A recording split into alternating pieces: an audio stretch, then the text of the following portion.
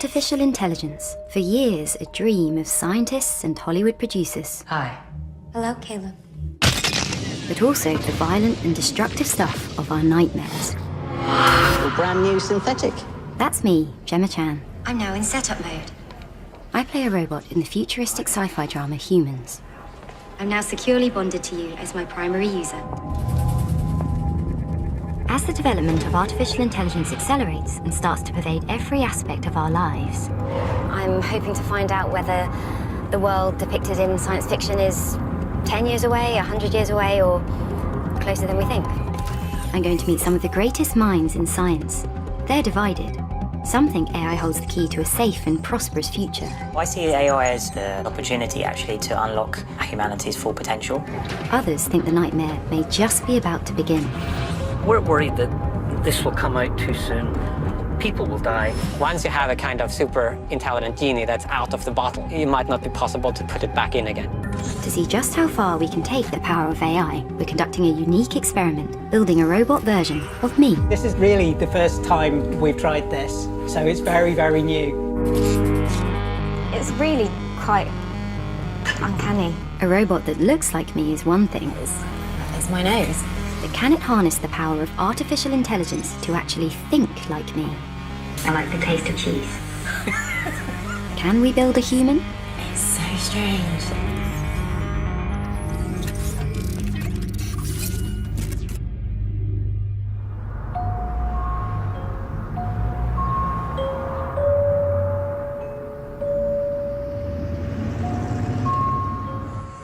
Hi. Hello. Nice to meet you. Day one of the robot build, and we need a body to house its brain. Welcome to Millennium Effects. Thank you. Thanks for having us.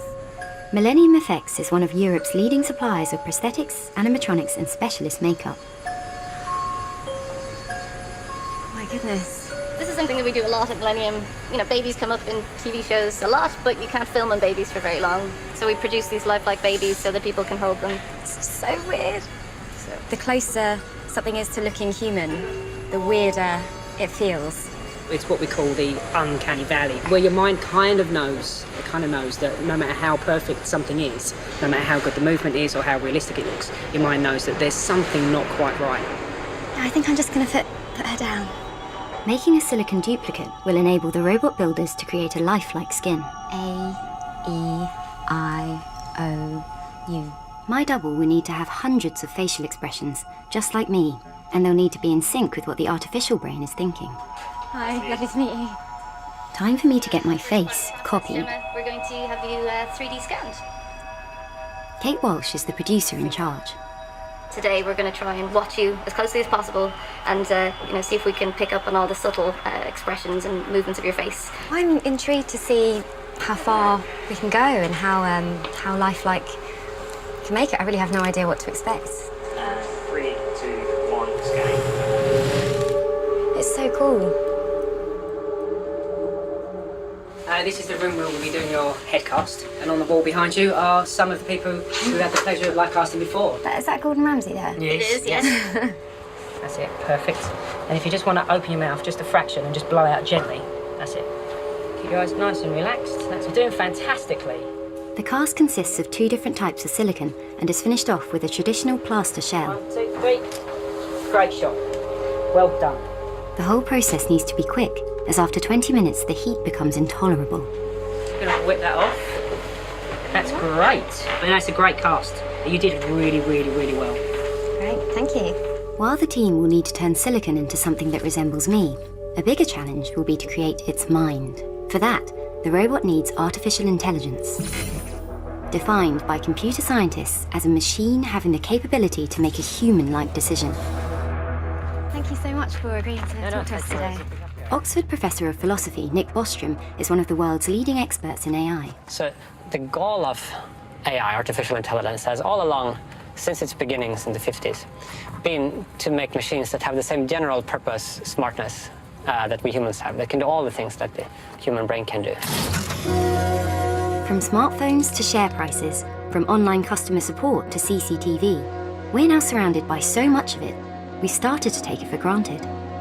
AI is a general purpose technology. You can go through any sector in the economy, you can go through healthcare, entertainment, medicine, defense, you name it. It could think of ways in which processes could be improved by being smarter. Machines are being developed as soldiers, mastering real-time translations using the latest in word recognition software. Can you hear me in French? Pouvez-vous me entendre en français? And AI could soon have a significant role in the legal system. An AI judge that was shadowing cases from the European Court of Human Rights recently came up with the same decision as the human judge in 4 out of 5 cases. The medical profession is also making use of it. These Canadian scientists have recently been to the UK to sell an AI diagnostic tool that they say can identify a tumour instantly and accurately, without the need for a biopsy and with immediate results. Just like a human, the machine got trained on multiple thousands of images to get an accuracy level. Not only is it less invasive and quicker, but it could save the NHS millions of pounds if introduced. Some of us are already entrusting our lives to AI.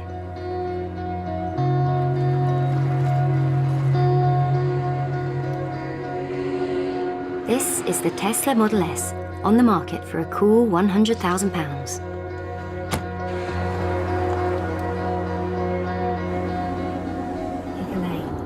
Noel Sharkey is an academic specialising in AI and is interested in how autonomous decision-making will affect us all. You're going to take your hands off? I've arranged to meet him on a test track to try out one of the car's most impressive features: the ability to drive itself using artificial intelligence. Right, the hands are coming off. On then. The hands are off. Whoa. We're approaching a bend. Oh!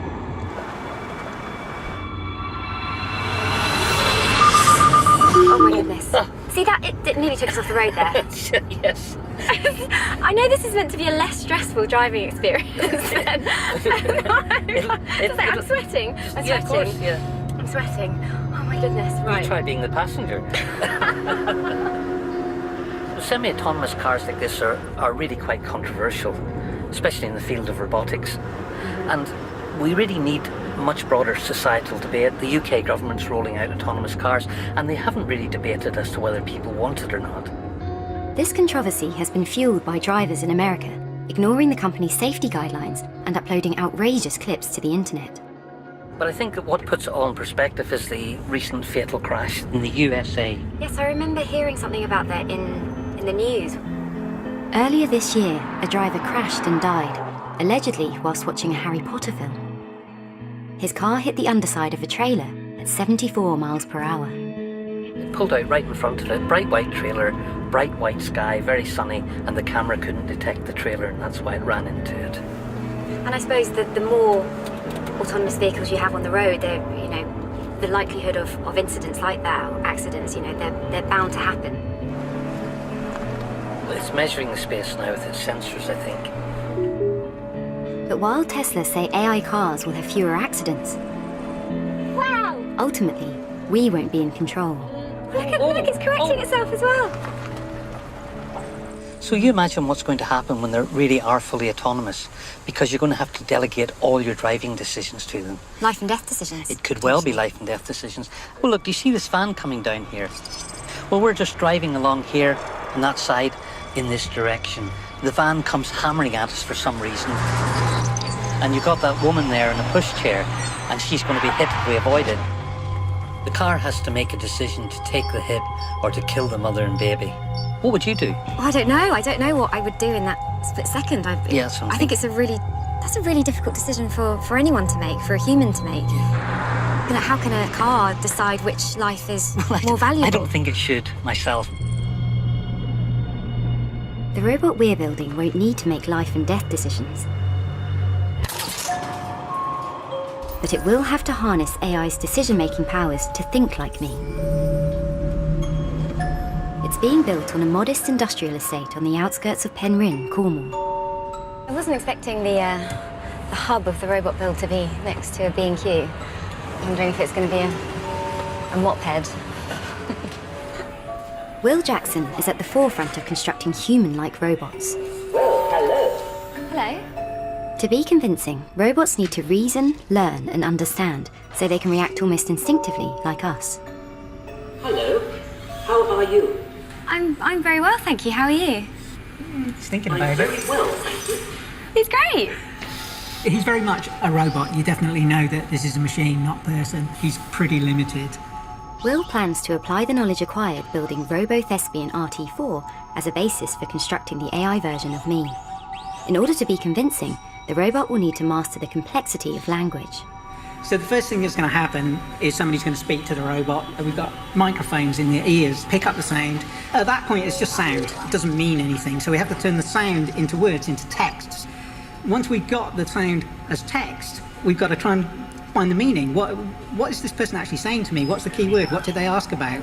And once we've got that meaning, we have to try and think of a sensible reply. We have to then turn that back into speech. So we're going to have to take a user-generated version of your voice that sounds like you. While we're doing all of this, the robot can't just sit still. So it has to have all the little actions that you would have, the way you listen, the way you think about what somebody's going to say, the way you think about what you're going to say. You've got to get all these little subtle things right, all at the same time. The brain in this robot has got to come up with an answer that makes sense, even when it's never heard the question before. It's a huge challenge, and we have so many things to get right.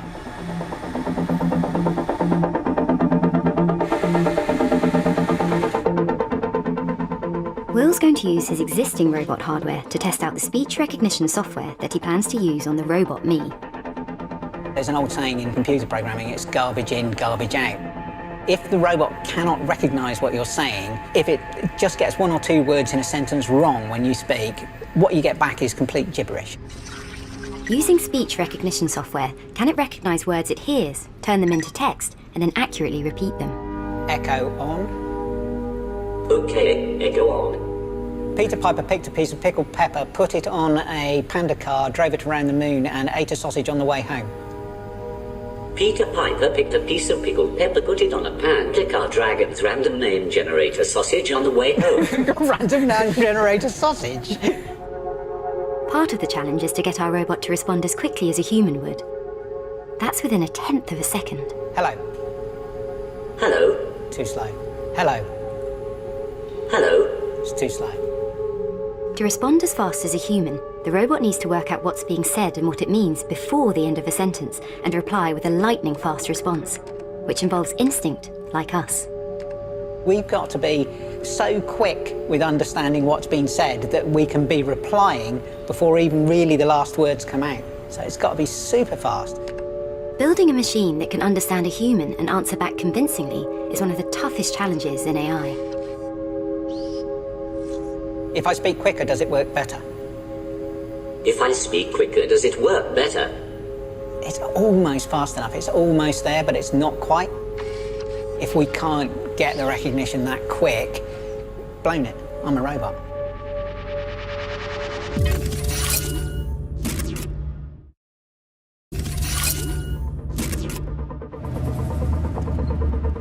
We're testing the boundaries of science with a unique artificial intelligence test, building a robot that looks, sounds, and thinks like me. The robot team is progressing well, but it's my facial expressions that are proving hard for the robot to sync with its brain. It's quite a scary looking thing at the moment, but once it's got the rest of the core that goes on, which has got the top teeth in it, and then the skin will go over the top, it'll start to look a lot more like Gemma. The physical part of the build is tricky, but it's the robot's ability to converse like a human that's really going to test our engineers. With Moore's law stating that computer processing power doubles every 2 years, artificially intelligent achievements in the real world have been accelerating fast. In the 1950s, computers beat us at noughts and crosses. Then in the 1990s, they beat us at chess. Those computers were programmed to work out all the possible outcomes of each move and then weighed up how each move would contribute to a winning strategy. But we're now entering an age when computers aren't just programmed, but can learn for themselves. Computers like IBM's Watson. This is Jeopardy! The IBM Challenge! In 2011, Watson was put up to one of the toughest challenges ever, a general knowledge quiz that requires logic and quick thinking. This is Jeopardy! It's a bit of an American institution.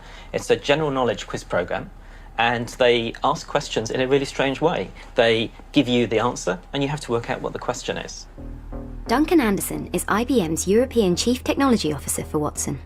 So we've got the two best players here. We've got the person who won the most amount of money on the show and the person who has the longest winning streak. Two of the most brilliant brains had won $5 million between them.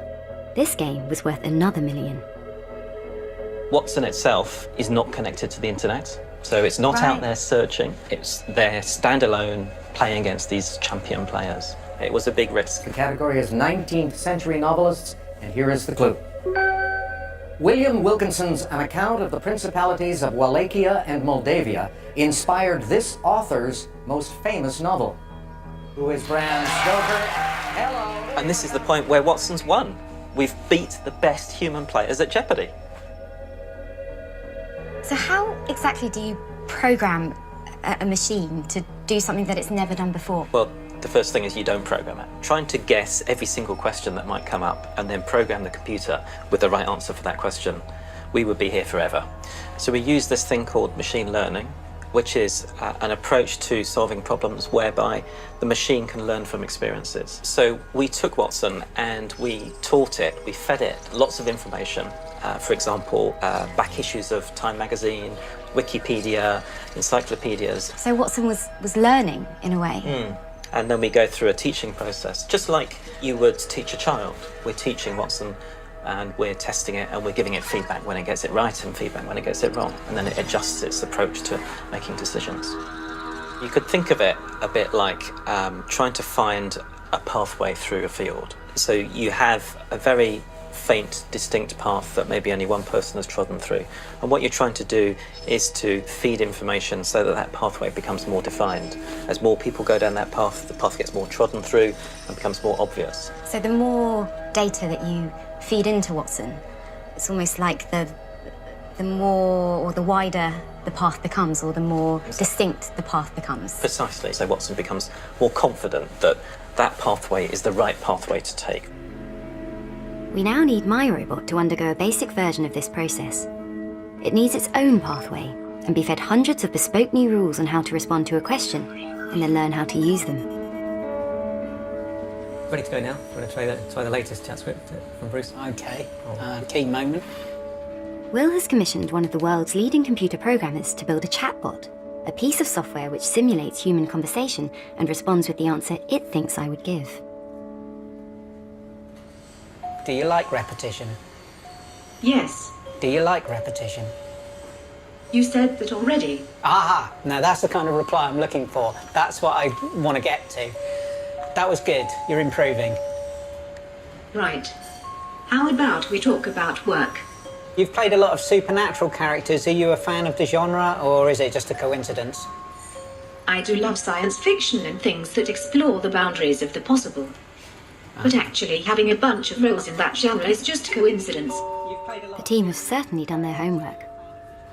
Just as Watson was fed information from previous Jeopardy games, our chatbot has been fed interviews and background information on me. Once we can get the expressions and all those other little subtle cues, movement things in there, I think it'll start to come together. Fantastic. Yeah, it will be fantastic. Are you sure? I'm positive. What's your next question? The next question is how to make it sound like me. Hello. Hello. I'm Gemma. My name is Budil. Nice to The meet you. human voice has a huge variation of inflection, pitch, and intonation. Our robot will need to replicate the essence of my voice, with all the specific quirks that make it unique to me. So just keep in mind that when you get commas, you make a small pause. Budil Matteson is a computational linguist and works for a company that specialises in synthesized voices. It's not the words that you're recording here, you're more interested in the different sounds that I'm making. Yeah, I'm not interested in words at all. I'm interested in the combinations of phonemes that we are getting. Oh, the phonemes? Yeah. Oh, I see. So the combinations of sounds. How many sentences do I need to record? Well, in the end, it's about 1,400 sentences. 1,400? Yeah. Today? This is going to be quite a long afternoon. I certainly have appreciated that outlook for my creativity. Imagine George Bush singing in the shower. You will have to do the previous one again. We're teaching our robot how to speak like me. You are an athlete if you play golf. But in the future, we may get to a stage where it can teach itself, learning from experience and coming up with its own solutions, which is what AIs are starting to do. Hi. Hi, Demis. Nice to meet you. Good to meet you. Thanks. So welcome to the offices. Thanks for having me. Yeah, no problem at all. So, Demis Hassabis was a child chess prodigy from North London. It's actually quite strange meeting you because I watched you on pretending to be an AI. Yeah. In 2011, he launched a British artificial intelligence company called DeepMind. Just 3 years later, Google bought his company for £400 million. One of the first things we got our program to do was to play classic Atari games, and we wanted the AI to actually learn to play these games by just from the pixels on the screen and know the other information. So it had to learn for itself what the rules of the game were, how to get points, and how to sort of master the game. The idea behind Breakout is that you control a bat and a ball, and you've got to break out through a rainbow-coloured wall, brick by brick. I think I remember this from when I was younger. Yeah. Atari. Yeah. So you can see it's starting to get the hang of what it should do. It's not very good, so it misses the ball quite a lot, but it's starting to understand that it's got to move the bat towards the ball if it wants to get points. This is after 300 games, so still not that many. So we thought this is pretty good, but what would happen if we just let the program continue to play the game? So we left it playing for another 200 games, and then we came back and it did this amazing strategy of digging a tunnel around the side of the wall and actually sending the ball around the back. So that's really amazing. It's discovered it for itself, and obviously it can do it with superhuman precision.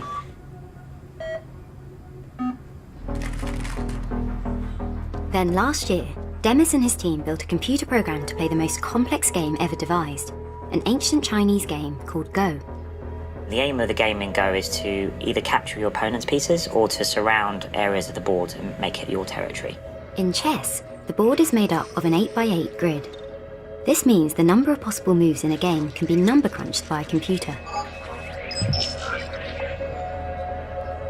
With a 19x19 board, Go is a much more complex game. Even the best players, they use their intuition and their instincts more than calculation. Astonishingly, the number of possible moves is greater than the number of atoms in the universe. So even if you took all the world's computing power and ran it for a million years, that would still not be enough to brute force a solution to how to win Go. So Demis gave a more powerful computer the same challenge it gave the Atari computer 5 years before. Could it teach itself how to play the world's most complex board game and beat the world's best player? Earlier this year, Demis took the computer program he'd named AlphaGo to Korea to play the world champion. There was actually a genuine sort of excitement and sort of fear about what was actually going to happen. The man on the right is making the moves on behalf of AlphaGo. That's a very surprising move. I thought it was a mistake. AlphaGo played a move that was just completely unthinkable for a human to play. So there's two important lines in Go. If you play on the third line, you're trying to take territory on the side of the board. If you play on the fourth line, you're trying to take influence into the center of the board. And what AlphaGo did is it played on the fifth line. And you never do that in the position that it played in. And we were actually quite worried because obviously at that point, we didn't know if this was a crazy move or a brilliant original move. And then 50 moves later, that move ended up joining up with another part of the board. So it and sort of magically just resulting in helping it win the game. Demis's AI made headlines around the world when it won the match. We're not there yet, but in the next few years, we would like to get to the point where you could give it any data, scientific, medical, or commercial, and it would find these structures or these patterns that perhaps human experts have missed, and highlight those so that improvements can be made. Yeah. I think what's really interesting about it is the fact that this program can teach itself. It can learn from its mistakes. It can come up with a genuinely creative solution to a problem. And really you can apply that to anything. So if we can give my robot the ability to learn for itself, who knows where it might take us? It's so strange.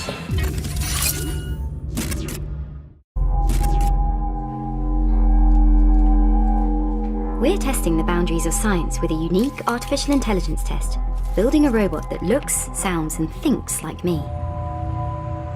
The team is working on getting the robot's facial expressions to work in tandem with the AI. If you look at other robots of this type, this kind of flexible silicon face robot, this is bloody good. Look at me. Look at me. Oh, spooky.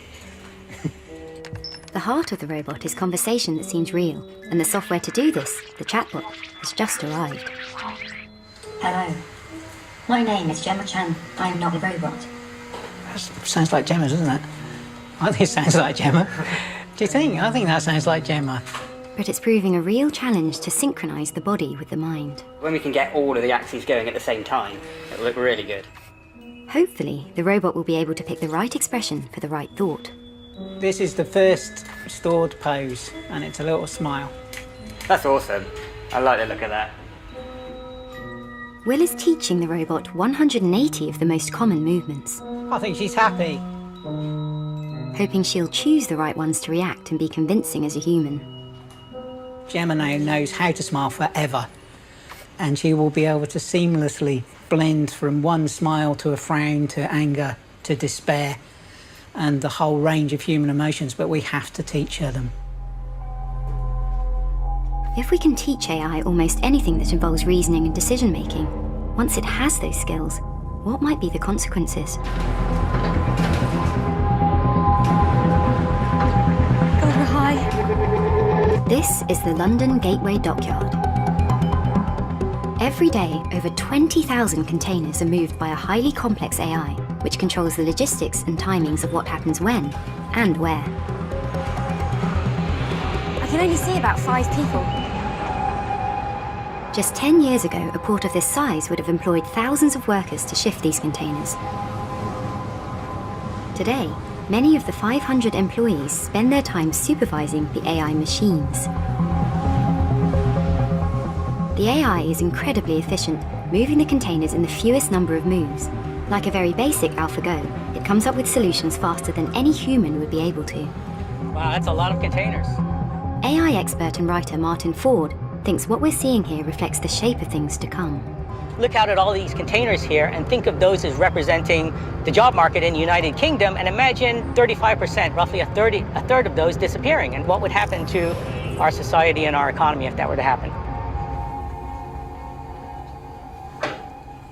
There's an incredible impact on all of us and on the economy. It's something that is going to be uniquely disruptive, something that we've never seen before in history. One of the things that's really driving it is that machines, in a limited way, or at least, they're beginning to think. And it's not just blue-collar jobs. You may not realise this, but a lot of online journalism based on statistics, like sports and business articles, are increasingly being written by AIs. This is a corporate earnings report for Starbolt Carriers, which is actually one of the companies that utilizes this port. One of these items is written by a machine, and one is written by a human journalist. I mean, just take a look and see if you can determine which is which. Yeah, so the first one, Athens, Greece. Starbolt Carriers Corporation on Wednesday reported a loss of $48.8 million in its first quarter. That sounds pretty human to me. And the other one starts like this. Starbolt Carriers Corporation reported a net revenue decrease of 14.9% in the first quarter of 2016. Which one do you think is human, and which one do you think is a machine? It's really hard to tell which one is written by. Do you know? I believe the one on the right is written by a person, and the one on the left is written by the machine. They both sound like something that a person could have written, doesn't it? That's right. We are really heading toward a kind of a tipping point, or a point at which things are going to accelerate beyond anything we've seen before. This is just really historic. It's not just about muscle power anymore. It's about brain power. Machines are moving into cognitive capability, and that, of course, is the thing that really sets people apart. That's the reason that most people today still have jobs, whereas horses have been put out of work. It's because we have this ability to think, to learn, to figure out how to do new things and to solve problems. But increasingly, the machines are pushing into that area, and that's going to have huge implications for the future. Are any jobs safe? Right now, it's really hard to build robots that can approach human ability and dexterity and mobility. So a lot of skilled trade-type jobs, electricians and plumbers and that type of things, are probably going to be relatively safe. But that's thinking out, over the next 10, 20, maybe 30 years. If once you go beyond that, really, nothing is off the table. But the biggest danger may not be losing our jobs. Professor Stephen Hawking recently warned that the creation of powerful AI will be either the best or the worst thing ever to happen to humanity.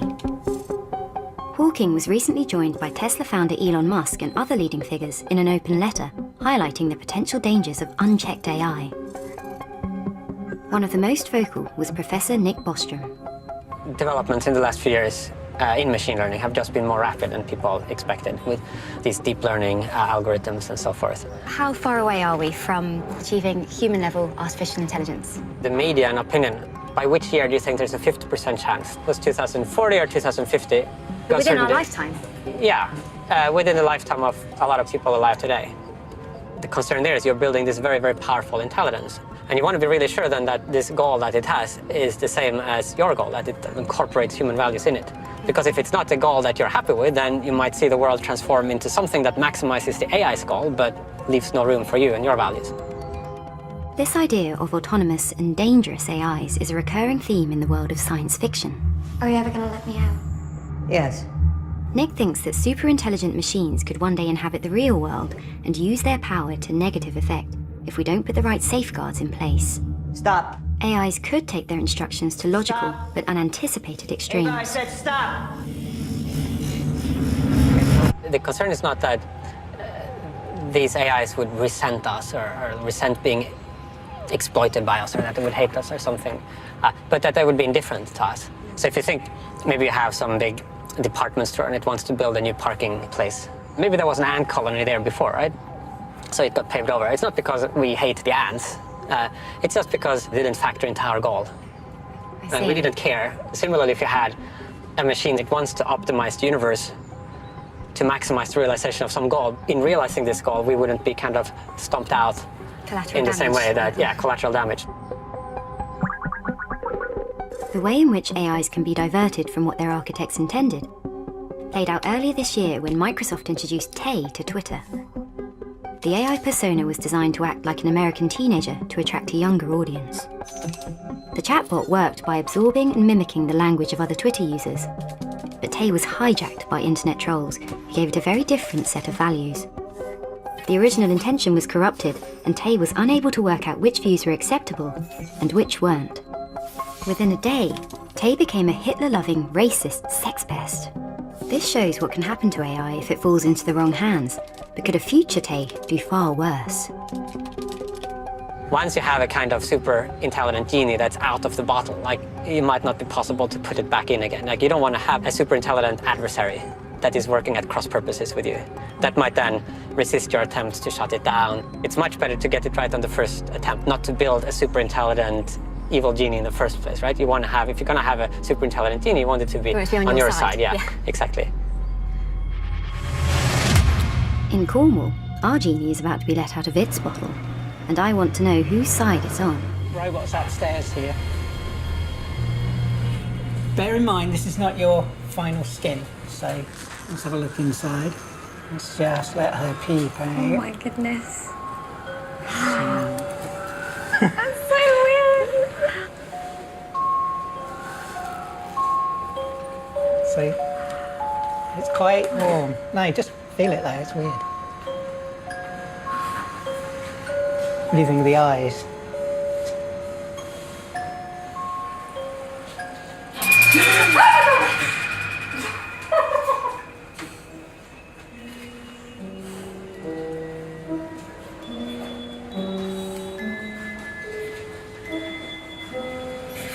It's so strange. Because she's not quite right, but she, you know, I can recognise, like the nose is, well, I mean, it's my nose. Try asking her something. Okay. What have you been up to today? We've been busy filming season 2 of Humans since April, and it's been very exciting. Not bad. So we can have a kind of guess of the sort of things people might say. So I can't resist cheese on toast. What did you have for breakfast? I had a toasted cheese sandwich. Is that because you can't resist cheese on toast? I like the taste of cheese. Is that true? Do you really like cheese on toast? I love cheese. Oh, Yeah. so, you know, there's a little personality trait we might have got Maybe right. not as much as she likes cheese. Right. It's the facial expressions are not quite in sync with what she's saying. Basically, Yes. there's a slight software bug. Amazing. But don't worry too much. You like very clever. Very strange. A few facial tics going on. Yeah, she has. But, you know, this is really the first time we've tried this. so it's very, very new. And what you'll find is things will progress very, very quickly. Facial tics aside, the build is going well.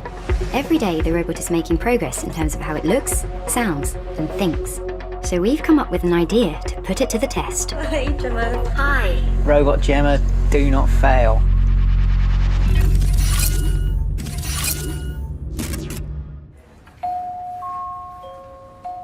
We're building an artificially intelligent robot that looks like me, talks like me, and thinks like me. And today I'm going to meet her in her finished form. Last time I saw her, she needed quite a bit of work. So I'm hoping that today we'll have more of a finished product. Yeah, I don't know, I'm quite nervous. Oh no. Really strange. It's spooky, isn't it? Wow. It's really quite uncanny.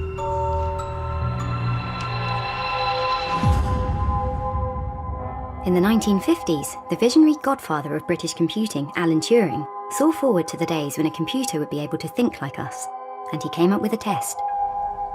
Could a bystander tell if he was talking to a machine or a person? It's known as a Turing test, and we've adapted it to try out on our own robot. This is an enormous challenge. Basically, what we're doing is taking a fictional vision of the future and trying to bring it here now. She's ready for her close-up. I've invited some journalists to come and interview her to see if they can tell it's not actually me. And we've rigged the place with hidden cameras. Hi there. And I've called in a favour from Humans castmates Emily Barrington and Will Tudor to give proceedings an air of reality, and the journalists will meet them first. I'll come back and tell you we've got 2 minutes. Okay. All right. Before being taken into a second room, where, to give us a fighting chance, they'll interview Robot Gemma over Skype. Hey, Gemma. Hi. I'm so sorry I can't be there in person. I'll be in a room down the hall, watching with the robot's creators, Will and Kate. Come in. Yes, very exciting. But first, there's just time to introduce Robot Gemma to my castmates. Oh my goodness, that's terrifying. What's extraordinary is the tiny movements in the face. Are you real? Maybe. So with everything in place, the experiment begins. I'm so nervous. Oh my god. So should I just get started and ask you questions? I live in Notting Hill. That's very What do you interesting. mean? Sorry? Could you say? Apology accepted. It's not the smoothest of starts. My name's Lareb. Got it. How are you today? Jerome. No, Lareb, L-A-R-E-B. Could you say that? One more time. Lareb? Great. Yeah. What's your name? Thank you for coming on and Skyping. That's really nice of you. No, thank you for taking the time to talk to me. How was season 1 for you? I wish I could explain it to you, but I think it is just an instinct. Oh. I think he knows. So far, Robot Gemma's responses haven't gone as well as I'd hoped. But gradually, she starts to find her train of thought. So, tell me about Series 2. It's a keyword for Gemma Robot, Series 2. If this journalist just keeps saying Series 2, everything will go fine. It seems that the scope has got bigger for Series 2. The main difference is that the world of the show has become bigger. And what does Mia want in Series 2? Mia's trying to find her place in the world. The voice is a little bit glitchy, isn't it? She's going though, she's getting into it. Do you think a synth can enjoy art? That's a good question. Yes, especially like sculpture. Yes, good answer. Can you hear me now? Yep, I can see and hear you okay. Lovely, perfect. Okay, so, We're short on time. okay, that's absolutely fine. I don't think she's clocked that she's not talking to me yet. What would you like to see a robot do? Oh, I'd love a robot to tidy my room. What can we expect from season 2? The synth characters have fragmented, in a way. I can't tell you anything more specific about the plot, I'm afraid. Can you tell us where we find your character? Mia's not with the Hawkins family. Mia's trying to find her place in the world. We've got a She totally believes it. And there's a new character that you spend quite a lot of time with. She's perfect. What can you tell us about their relationship, if anything? I can't answer that. She's not sure. That's okay. It's okay to be evasive on that. Who's your favourite character? You, obviously. Time to meet the journalists and reveal the ruse. Hello. Hi. This is so confusing. Just how convincing was it? She looks so real. What did you have for breakfast this morning? The usual. Got dressed and sat at my computer. What do you think? Well, I wasn't sure, to be honest. Yeah. What were the giveaways? The voice, maybe. Fooled me when I first sat down and looked at it. Yeah, completely fooled me. Oh, wow. It just looks like a kind of not best Skype connection.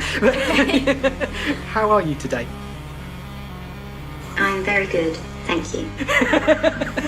Did you believe you were talking to me? I did, yeah. I honestly thought it was you. Could you say that one more time? What's really surprised me is that we've got as far as we have. There was obviously something slightly uncanny about her. I'm really impressed as she held her own. I don't know if anyone would be convinced by our robot, and quite a few people were for at least a bit, so in that sense, that's success.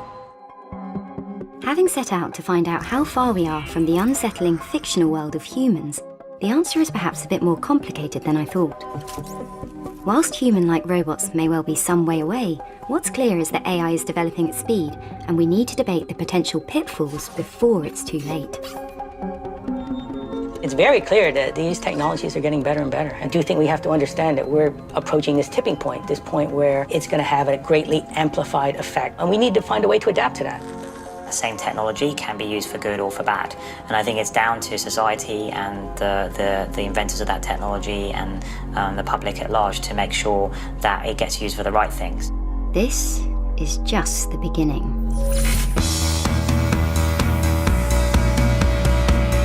Well, from the cast to the crew to the call times, find out what it's like to be a synth for a day. Go behind the scenes on All 4 whenever you like. It's all ahead of the second series. Tomorrow the synths are waking up in All New Humans. That's at 9. Next here, let's count down some cats. Or something.